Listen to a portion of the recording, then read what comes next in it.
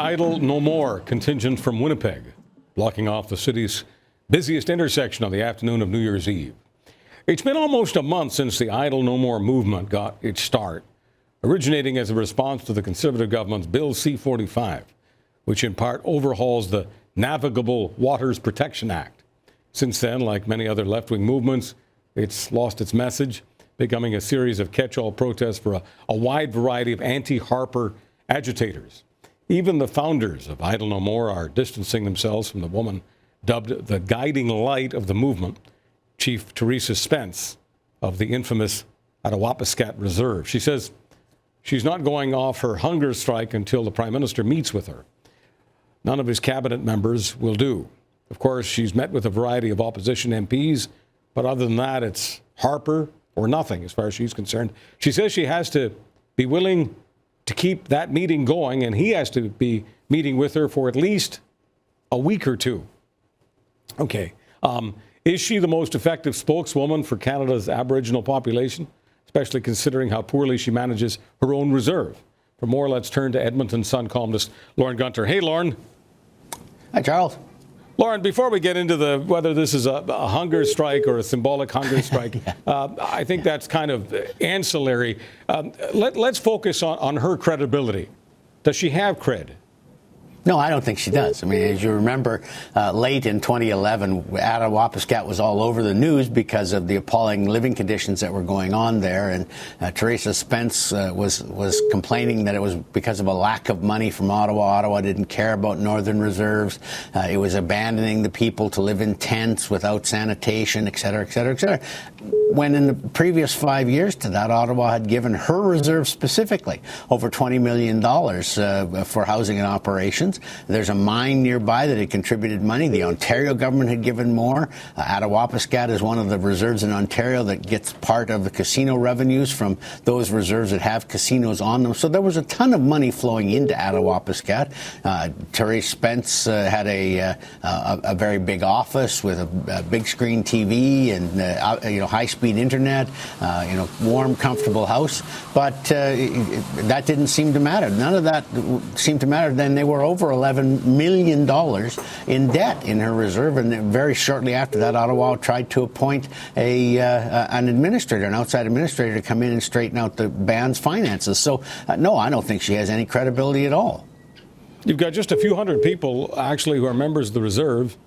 You've got this multi-billion-dollar diamond mine that they're making money off of, supplying labor and all kinds of infrastructure.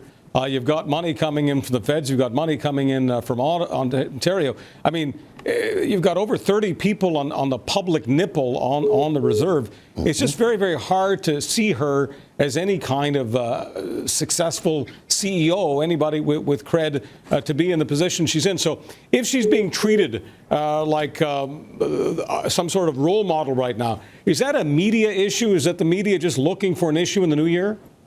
Sure, and people like NDP MP Charlie Angus and Liberal leadership candidate Justin Trudeau, they're all over this because, of course, it gives them some high profile. They're grandstanders, and this is all a grandstanding movement because when as you said in your introduction, you scratch a little bit below the surface. This movement dissolves into 50, 100, 200 different little rivulets of protest and grievance with whatever, with the economic situation in Canada, with the ideology behind Canadians' free markets, on and on and on. This is very much like the Occupy movement last winter, where initially there might have been some sort of identifiable issue that they were upset about, but very soon after that it dissolved into some sort of amorphous lefty feel-good protest that no one could pin down. So this is exactly the Idle No More is exactly the same way.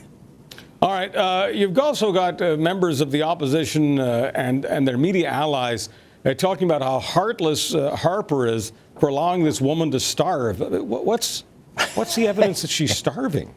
You know what? There isn't any. And in a column that's running in a lot of the Sun papers today, I wrote about Cesar Chavez, who I didn't care for ideologically, but who had several hunger strikes in the 60s and 70s during his attempt to set up the United Farm Workers in California and southern United States.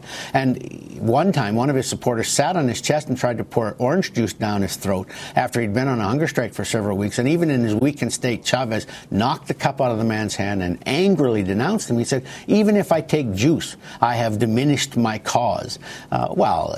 Teresa Spence is getting broth several times a day. She's getting tea. She's getting juice. She's getting, vitamins. As I said, this is more of one of those resolutions that a million Canadians made on New Year's Day to diet for a little while. It's not a hunger strike.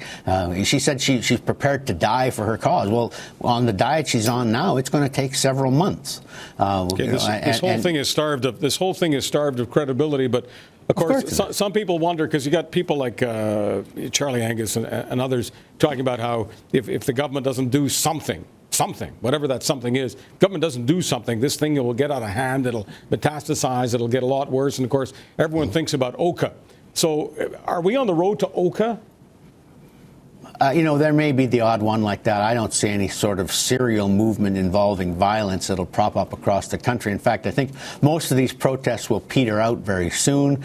They'll peter out on their own. If they don't peter out on their own, if we get a cold snap, Portage and Main is a very difficult place to blockade when it's minus 27 and there's a 30-kilometer-an-hour wind blowing. I think the weather will upset a lot of this. But this is delusional. This is based on an idea that the Harper government was trying to had a conspiracy to allow bands to sell off their land so that Native people would be forced from the reserves and they would then disappear as a people. The omnibus budget bill, whatever you think of omnibus bills, contained a provision asked for by many progressive reserves to make it easier for them to lease land on the reserve for economic and commercial activity, casinos, warehouses, manufacturing concerns.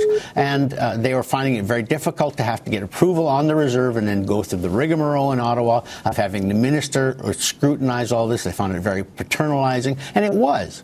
And so they said, could you please make it easier for us, the elected leaders of our bands, to lease land when we think there's a commercial opportunity for us in them? And so Ottawa said, sure. And somehow the Idle No More movement interpreted this as a move to sell off reserves and force Indian people to lose their land and their identity. There's nothing in the bill, nothing that changes the rules about selling reserve land to outsiders. Not a thing.